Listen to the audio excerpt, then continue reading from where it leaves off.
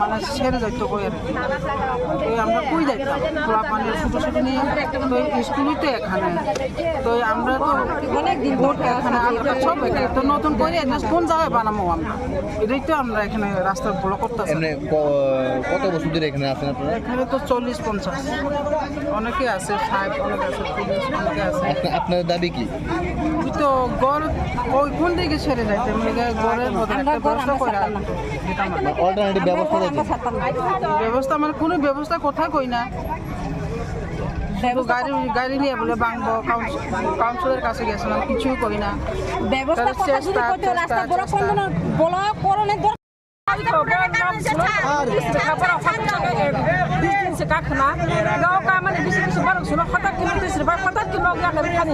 দরজা দিয়া বেলা আমরা হঠাৎ করে কই যাইব আমরা ডেভেলপমেন্ট তো সবাই চাই স্মার্ট সিটি করতে সবাই চাই তবে আমরা ঘর বাড়ি একটু নিয়ে গেলে আমরা তো জীবন আসতে না আমার বাচ্চারা নিয়ে লাগে তো তারা কেড়ে লাগে আমরা ঘর বাড়ি ছেড়ে আমরা কই যাইব আমরা কই যাইব আমরা খোলামেলা সব স্কুল এনো সব আমরা এনো। আপনারা এমনি কোন জায়গাটা থাকেন? আমরা এদিকে মানে এই অভয়নগর নদীর পারে। কতজন ফ্যামিলি আছে? কতটা মোটামুটি এখানে খবর ব্যাপারটা হচ্ছে কিটা এরা যারা এদের এখানে নদীর পাড়ে ওদের বসবাস করে এবং এটা সরকারি জায়গাতেই ওরা থাকে।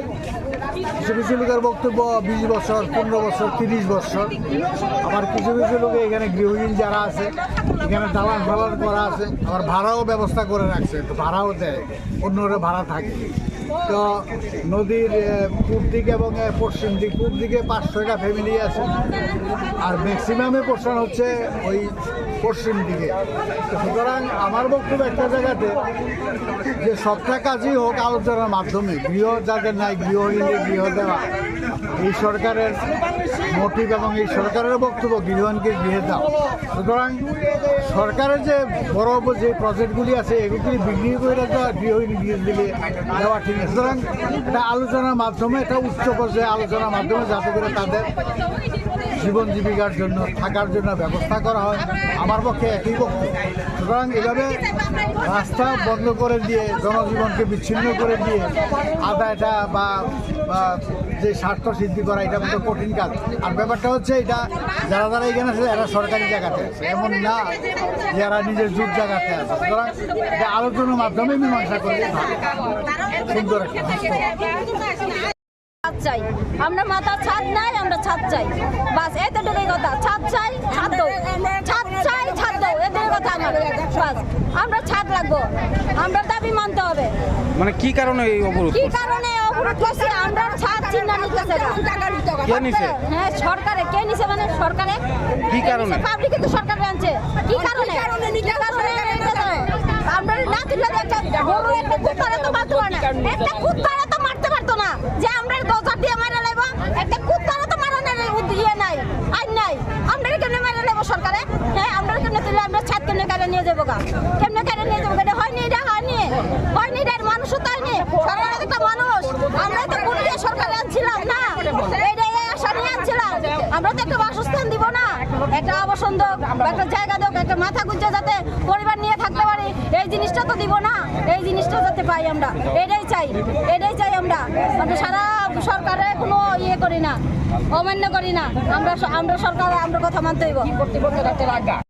তারা যদি ব্যবস্থা করে দিত হইলে আমরা রাস্তা ব্লকরণের দরকার লাগতো নইলে আমরা যেমন সুন্দর করে থাকতাম বলে আমরা কি দরকার রুদ্রমের এখানে গিয়েছে রাস্তা ব্লকরণ লাগে আমরা পোলা পানি লাগে আমরা ব্লকরণ লাগছে আমরা ভবিষ্যৎ লাগে ব্লকরণ লাগে আমরা কোথাও যাবো আমরা তো একটু তারাও তো আমরা তো এত তীব্র বাসিন্দা না আমরা তো একটু তার দায়িত্ব আছে কোন জায়গায় পাঠাইবা কোন জায়গায় রাখবা কোন জায়গায় গীতা করবা তারা তো কোনো দায়িত্ব নিছে না ওর ছাইরে যাও কই ছাইরে যাবো জায়গা কো আপনি কি জায়গা দিবেন আমরা দিবেন কোন চাই মানে এমনি কথা কয় আর কি আপনি কি দিবনি আমি গেলে জীবনও দিত না কেউ দিত না নিজের ভাই এখন চাই না কেটা দিব মাগনা জায়গা আমরা 100-150 পরিবার 200 পরিবার কেটা দিব না এই জন্য আমরা রাস্তা ব্লকরণ রাখছি এমনি কর্পোরেটরের সাথে কথা বলছেন কাউন্সিলরের সাথে বহুতবার কথা কইছে বহুতবার মিটিং হইছে বহুত কিছু কইছে কি কো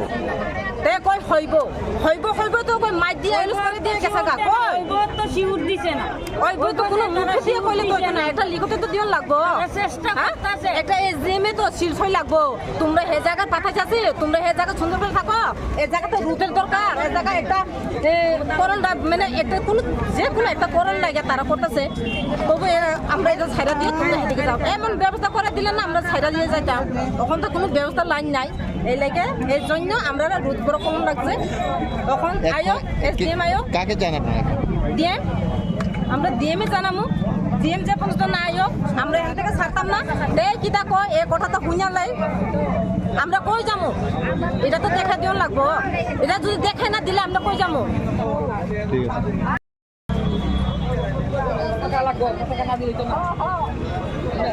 আমরা কিচ্ছু চাই না আমরা বসবাস চাই আমরা বসবাস দিলে সরকার লাগে সরকার টাকা নিতেই পারে আমরা না করতাম না কিন্তু আমরা বসবাস দেন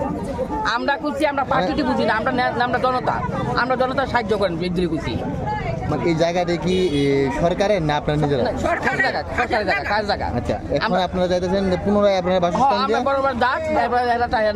এরা কাজে লাগলে নিত না নিব আমরা না করতেছি না কিন্তু আমরা বসবাস দেব এমনি আপনার এই দুই সাইড মিলে কত ফ্যামিলি আছে মোটামুটি এখন এইসব মিলে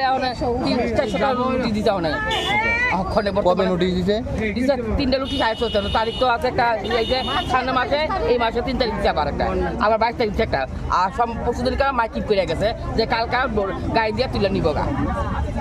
কথাটা বুঝি এখন আপনারা কি চান বসবাস দেন আমরা